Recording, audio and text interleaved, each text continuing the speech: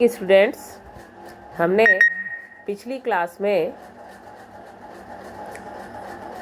नीति के दोहे रहीम का अध्ययन किया था।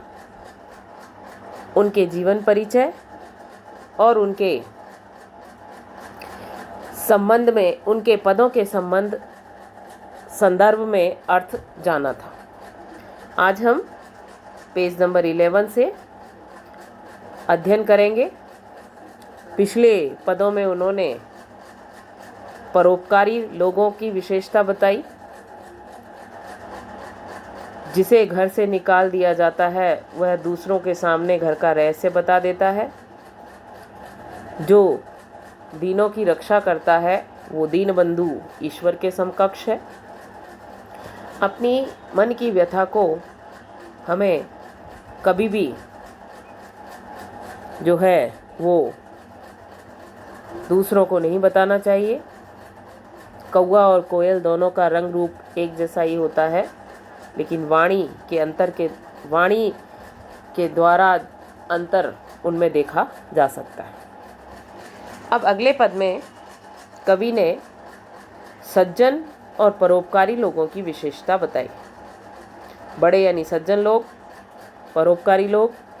बड़ाई यानी प्रशंसा, सराहना। बड़ों न बोले बोल, डींगे नहीं हाँकते। रहीम दास जी कहता है, हीरा कब कहता है कि लाख टका यानी लाख रुपए मेरा मूल्य है। रहीम दास जी कहते हैं कि जो सज्जन लोग हैं, जो परोपकारी लोग हैं, वो अपनी प्रशंसा, अपनी सराहना स्वयं नहीं करते, ना ही बड़ी बड़ी बातें दूसरों के सामने बोलते हैं। ये उसी प्रकार है जिस प्रकार की हीरा एक बहुमूल्य रत्न है, लेकिन स्वयं वह अपने मूल्य का वर्णन दूसरों के सामने नहीं करता कि मेरा मूल्य लाख रुपए है। और यहाँ पर कवि ये भी स्पष्ट करना चाहते हैं कि सज्जन लोग केवल परोपकारिता के कार्य ही करते हैं, वह स्वयं बड़ी बड़ी डींगे नहीं हाँकते। उसी प्रकार हीरे का मूल्य एक जौहरी के द्वारा ही पहचाना जा सकता है। अगले पद में कवि ने वाणी और व्यवहार का महत्व स्पष्ट किया है। बिगड़ी बात बने नहीं, लाख करो किन कोय, रहीमन फाटे दूध को मथे न माखन हो। रहीम दास जी कहते हैं कि जब वाणी और व्यवहार से हमारी बात किसी के सामने बिगड़ जाती है तो हम लाखों प्रयास कर लें, कितने ही प्रयास कर लें, लेकिन वो प्रयास कभी भी सफल नहीं होते। उसी प्रकार जिस प्रकार की दूध जब फट जाता है तो उसे कितना ही मथा क्यों न जाए, उससे मक्खन नहीं निकलता। यदि हमारी वाणी पर नियंत्रण नहीं है और बात बिगड़ गई है तो लाखों प्रयास करने के पश्चात भी बात नहीं संभलती। जिस प्रकार की फटे हुए दूध से कितना भी प्रयास कर लिया जाए, मक्खन नहीं निकलता। कवि का मानना है कि हमें अपने वाणी और व्यवहार पर सदैव नियंत्रण रखना चाहिए, ताकि सामने वाले व्यक्ति को हमसे किसी भी प्रकार की हानि ना पहुंचे। विपत्ति भये धन ना रहे, रहे जो लाख करोड़, नभ तारे छिपी जात हैं ज्यों रहीम भय भोर। विपत्ति यानी बुरा समय आने पर, धन ना रहे यानी धन समाप्त हो जाता है, रहे जो लाख करोड़, चाहे उससे पहले अतीत में हमारे पास लाखों करोड़ों की संपत्ति रही हो। नभ तारे छिपी जात हैं, नभ यानी आकाश में, तारे छिप जाते हैं। रहीम भय भोर, भोर यानी सुबह होने पर। रहीम दास जी कहते हैं कि जब हमारा बुरा समय आता है तो हमारे पास धन समाप्त हो जाता है, हम निर्धन हो जाते हैं, और अतीत में चाहे हमारे पास लाखों करोड़ों की संपत्ति ही क्यों न रही हो। ये वैसी ही स्थिति है जिस प्रकार की रात्रि में आकाश में तारे अनगिनत तारे दिखाई देते हैं, लेकिन प्रातः काल होते ही, सुबह होते ही वो आकाश में छिप जाते हैं, उनका प्रकाश हमें देखने को नहीं मिलता। विपत्ति, बुरा समय आने पर हमारे धन समाप्त हो जाता है। चाहे हम कितना ही अतीत में, चाहे लाखों और करोड़ों की हमारे पास संपत्ति रही हो, ये उसी प्रकार है, रहीम कहते हैं, जिस प्रकार की रात्रि में आकाश में अनगिनत तारे चमकते हुए दिखाई देते हैं, लेकिन भोर यानी सुबह होते ही वो आकाश में छिप जाते हैं, उनका कोई भी प्रकाश चारों तरफ दिखाई नहीं देता। अगले 2 पदों में कवि ने पौराणिक ग्रंथों से इनका वर्णन किया है। मांगे घटत रहीम पद, कितो करो बड़ी काम, 3 पैग वसुधा करो, तऊ बावने ना। यहाँ उन्होंने ये शिक्षा देने का प्रयास किया कि मांगने से घटत यानी कम होता है, पद यानी प्रतिष्ठा या महत्व, कितो करो बड़ी काम, चाहे हमने संसार के हित के लिए कितना भी बड़ा काम क्यों ना किया हो, कि हमें दूसरों के समक्ष मांगना नहीं चाहिए। मांगने से हमारी प्रतिष्ठा, हमारा मान सम्मान कम होता है, चाहे हमने कितना भी बड़ा काम क्यों न किया। 3 पैग वसुधा करी, तऊ बावने ना,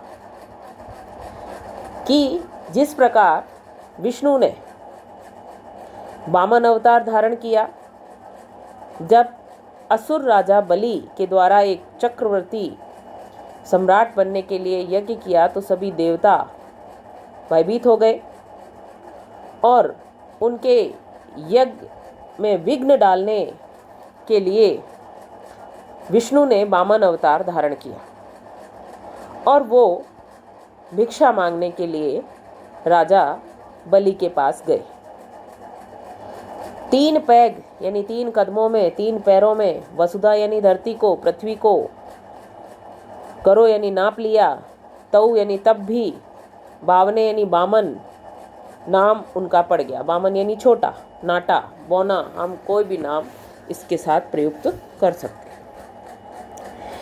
कवि कहते हैं कि मांगने से हमारा मान सम्मान, हमारी प्रतिष्ठा कम होती है, चाहे हमने कितना भी बड़ा काम क्यों न किया हो। जिस प्रकार विष्णु ने वामन अवतार धारण किया, 3 पैर में उन्होंने धरती को नाप लिया, लेकिन फिर भी उनका नाम इस संसार में वामन ही रहा।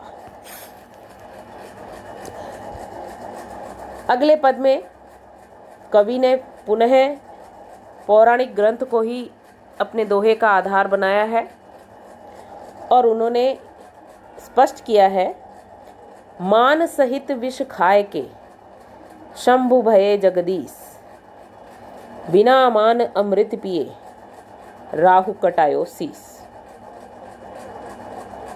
मान सहित, सम्मान के साथ, विष खाए, विष का पान करके, शंभु यानी भगवान शिव, जगदीश यानी संसार के ईश्वर, जगदीश्वर, बिना मान, बिना किसी सम्मान के, छल कपट के अमृत पिया, अमृत का पान किया, राहु कटायो शीस, राहु को अपना शीस जो है वो कटाना पड़ा।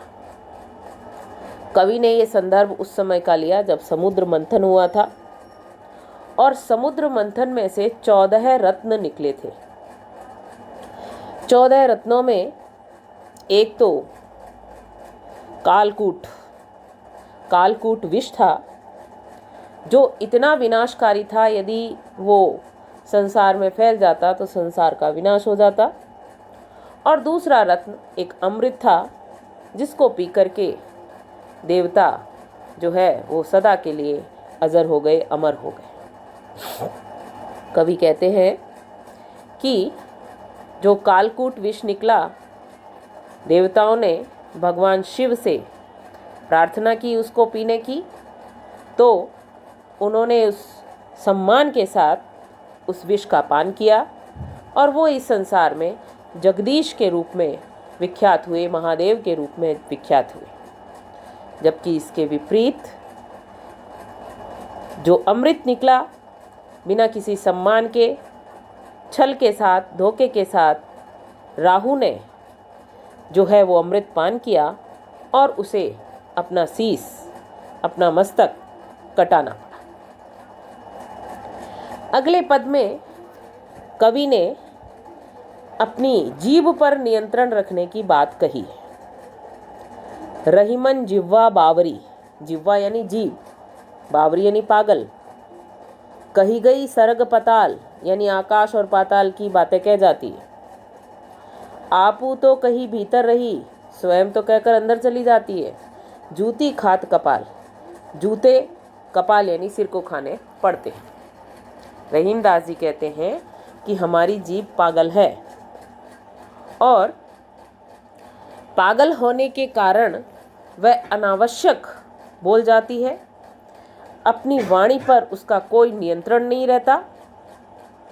स्वयं तो बोलकर मुंह के भीतर चली जाती है और वाणी पर नियंत्रण न रहने के कारण जूते जो है वो सिर को खाने पड़ते हैं। इसलिए कवि का मानना है कि हमें सदैव अपनी वाणी पर नियंत्रण रखना चाहिए। अमृत ऐसे वचन में रहीमन रिस की गांस, जैसे मिसरियों में मिली निरस बांस की फांस। अमृत यानी मीठे, मधुर, वचन यानी वाणी, रिस यानी क्रोध,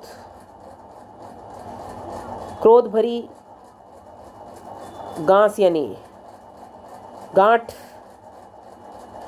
मिश्रियु, मिश्री जो खाने वाली मिश्री होती है उसके लिए, निरस, निरस यानी रसहीन, फांस, फांस यानी तिनका। क्योंकि मिश्री जब बनाई जाती है तो मुख्यतः उसमें धागे के सहारे जो है उसको बनाया जाता है। तो वो कह रहे हैं कि अमृत जैसे यानी मधुर वचनों के बीच में, मधुर वाणी के बीच में यदि क्रोध भरी वाणी बोली जाए तो वह हमारे मन को खटकती है, हमारे मन को अच्छी नहीं लगती। ये वैसे ही है जैसे मीठी मिश्री में पड़ी हुई बांस का तिनका यदि गले में फंस जाए तो मिश्री को वो रसहीन बना देता है, उसके स्वाद को वो बिगाड़ देता है। कि अमृत जैसे वचनों के बीच में, मधुर और मीठे वचनों के बीच में क्रोध भरी वाणी ऐसी ही लगती है कि हमारे मन में गांठ पड़ जाती है, हमारे मन को वो खटकती है, अच्छी नहीं लगती। जिस प्रकार की मिश्री में यदि खाते समय मीठी मिश्री में बांस का तिनका आ जाए तो वह उस मिश्री को रसहीन बना देता है। Thank you.